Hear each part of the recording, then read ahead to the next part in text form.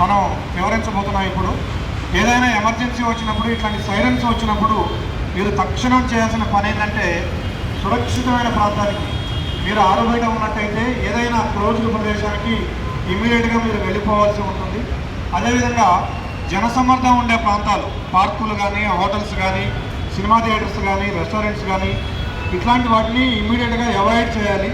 అదేవిధంగా లైట్లు, ఎందుకంటే లైట్లు ఉంటే ఆ శత్రువులు ఆ లైట్ని చూసి అటాక్ చేసే అవకాశం ఉంటుంది.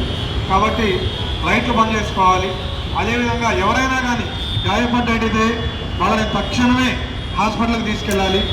ఏదైనా ఎమర్జెన్సీ సిచ్యువేషన్ వచ్చినట్లయితే తక్షణమే లోకల్ పోలీసుని కానీ, ఆర్మీని కానీ, ఎయిర్ ఫోర్స్ని కానీ ఫోటోలు తీసి ఆ ఫోటోలని సోషల్ మీడియాలో పెట్టడం అట్లాంటి ఎట్టి పరిస్థితుల్లో చేయకండి.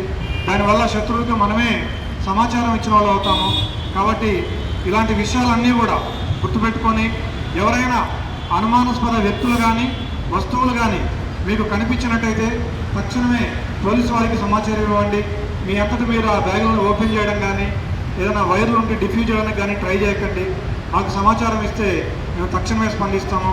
ఇలాంటి జాగ్రత్తలన్నీ తీసుకొని ఈ అత్యవసర పరిస్థితుల్లో మీరు మీ ప్రాణాలని కాపాడుకుంటూ మీ కుటుంబ సభ్యుల, మీ బంధుమిత్రుల, మీ పక్కవారి ప్రాణాలు కూడా కాపాడని మా విజ్ఞప్తి. Thank you.